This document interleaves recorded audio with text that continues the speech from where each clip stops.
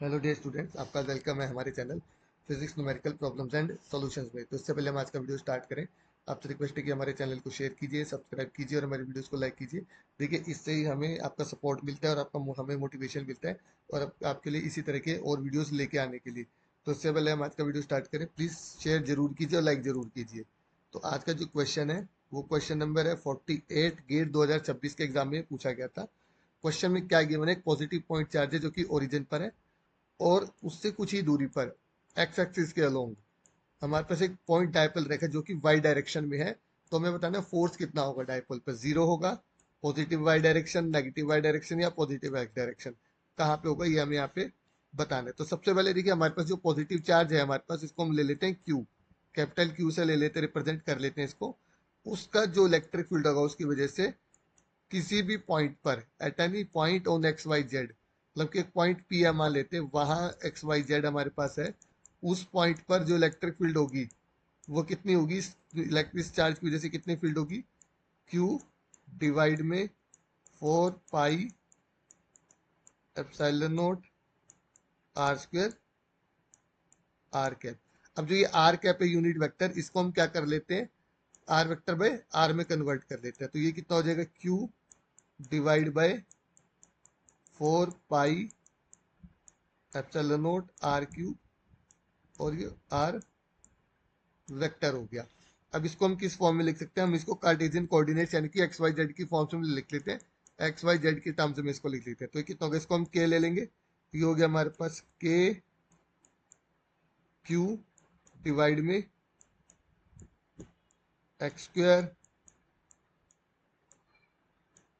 Plus Y square plus Z square, जिसकी power होगी हमारे पास 3/2। और यहाँ पे हमारे पास कितना आ गया आर वेक्टर का, एक्स आई कैप प्लस वाई जे कैप प्लस जेड के कैप। तो ये हमारे पास टोटल इलेक्ट्रिक फील्ड वेक्टर आ गया। अब हमारे पास जब हम डायपोल की बात करते हैं तो उसमें जो फोर्स का फॉर्मूला होता है हमारे पास, ये ध्यान रखना सभी स्टूडेंट्स ने, जो फोर्स का फॉर्मूला होता है जब डायपोल पे फोर्स लगता है तो उसमें क्या होता है, हमारे पास ये आ जाता है पी वेक्टर डॉट, यहाँ पे कितना आ जाएगा हमारे पास, del vector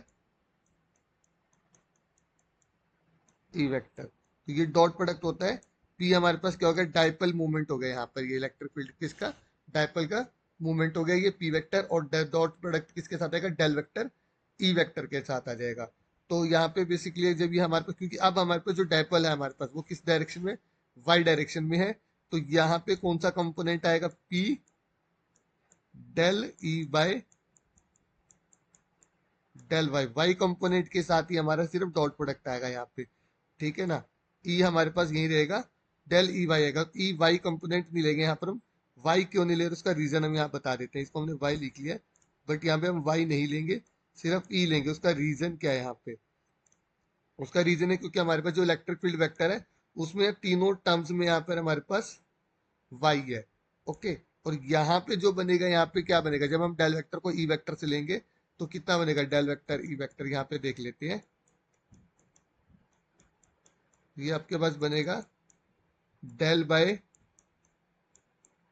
del X, E vector यहाँ पे रहेगा, ये हो गया आई कैप, प्लस में del by del Y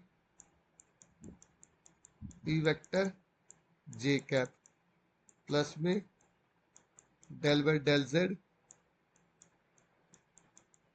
E vector K cap. ये यहाँ पर रहेगा इसके साथ, क्योंकि देखिए यहाँ पर क्या है हमारे पास, ये दोनों वेक्टर टर्म्स में यहाँ पर डेल वेक्टर भी है हमारे पास और ई वेक्टर भी है। अदरवाइज आप इसको इस तरीके से भी कर सकते हैं, अगर आपको ये समझ में नहीं आ रहा तो ये वाला पोर्शन आप हटा दीजिए और इसको दूसरे तरीके से आप इसको लिख सकते हैं। दूसरा तरीका हम आपको बता देते हैं यहाँ पे इसको करने का। इसको आप यहाँ पे ई वेक्टर को आप बाहर रख लीजिए, ई वेक्टर को यहाँ पे बाहर रख लीजिए। तो अब क्या होगा, इसका और इसका जो डॉट प्रोडक्ट है वो आपको ये देगा P del by del Y E vector, फिर आप यहाँ से बाद में आपका ये बाहर से अंदर की तरफ आ जाएगा। तो इसको आप इस तरीके से लिख लेंगे तो ज्यादा इजिली आपके लिए क्लियर रहेगा समझने। तो P vector dot del vector E vector बाहर ले लिया, क्योंकि इनका डॉट प्रोडक्ट है तो ये आपकी कैलकुलेशन बाद में हो जाएगी। तो डॉट प्रोडक्ट में यहाँ पे वाई कंपोनेंट है तो इसका भी सिर्फ वाई कंपोनेंट आएगा, और फिर ई वेक्टर आपको यहाँ डिफरेंशिएशन में आ जाएगा यहाँ से। तो अब हमें del E vector by del Y निकालने हैं आपके, मतलब इस पूरे का हम वाई के रिस्पेक्ट में डिफरेंशिएशन करेंगे। तो del E by K Q हमारा बाहर आ जाएगा, सिर्फ हमें del E vector by del Y निकाल देते हैं। ओके, तो अब हम सबसे पहले क्या करेंगे, क्योंकि हमारा जो डाइपोल है वो कहाँ है, वाई डायरेक्शन में है, बट रखा का है एक्स एक्सिस के अलोंग रखा है। कहाँ रखा है, एक्स एक्सिस के अलोंग रखा है, और वाई डायरेक्शन में है। दो चीजें यहाँ पे गिवन है, ठीक है। तो हमने यहाँ पे ले लिया। अब क्योंकि वाई डायरेक्शन में यहाँ पर ये है, तो हम क्या करेंगे, हमारे पास जो कंपोनेंट्स होंगे उसमें यहाँ पे एक्स 0 और 0, ये हमारे पास कंपोनेंट्स होंगे यहाँ पर इधर।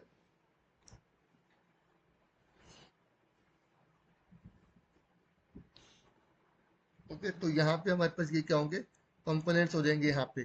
तो हमारे पास क्या y0 है और z0 है और x है हमारे पास। तो तीन कंपोनेंट है हमारे पास यहाँ पे। तो अभी पहले हम यहाँ पे इसको सॉल्व कर लेते हैं। तो सॉल्व करने पे कितना आ जाएगा, जब इनको हम सॉल्व करेंगे, पहले x कंपोनेंट को कर लेते हैं। x कंपोनेंट के लिए हमारे पास कितना आ जाएगा, k q हमारा बाहर हो गया, ठीक है। डिनोमिनेटर का डिफरेंशिएशन होगा, x का डिफरेंशिएशन नहीं होगा, तो x भी हमारा ये बाहर आ गया यहाँ पे। ओके, अब हम यहाँ पे सिर्फ इसका डिफरेंशिएशन होगा हमारे पास। तो उसका डिफरेंशिएशन होगा तो डिवीजन में कितना आ जाएगा, X square plus Y square plus Z square की पावर 5/2। ओके, यहां से क्योंकि पावर डिनोमिनेटर में, तो यहां से आ गया -3/2, और y के स्पेक्ट में डिफरेंशिएशन है तो यहां से आ गया 2y। तो ये 2 और 2 कैंसिल हो गया। तो यहां से हमें क्या मिल गया, -3 k Q X Y divide में क्या आ गया हमारे पास, X square plus Y square plus Z square की पावर 5/2। ओके, ये आ गया हमारे पास इसके लिए। तो अब देखिए, हम जब हम कोऑर्डिनेट्स रखेंगे यहाँ पे, एक्स को एक्स रखेंगे, वाई को 0, जेड को 0 आप यहाँ पुट करेंगे, तो ये जो वाला पहला कंपोनेंट है एक्स की वजह से ये कितना आ जाएगा, 0 आ जाएगा। ये कितना आ जाएगा, 0 आ जाएगा यहाँ पे। सिमिलरली जब आप जेड के लिए करोगे तो ये भी आपको क्या मिलेगा, 0 मिलेगा। तो अब हम सिर्फ वाई कंपोनेंट की बात करेंगे यहाँ पे कि वाई में हमको क्या मिल रहा है। अगर वाई में 0 मिलेगा तो आंसर 0 आ जाएगा हमारा, ठीक है। तो अब हम इसको वाई के लिए सॉल्व करते हैं। तो वाई के लिए हम यहाँ पे थोड़ा सा जगह बना लेते हैं इसको।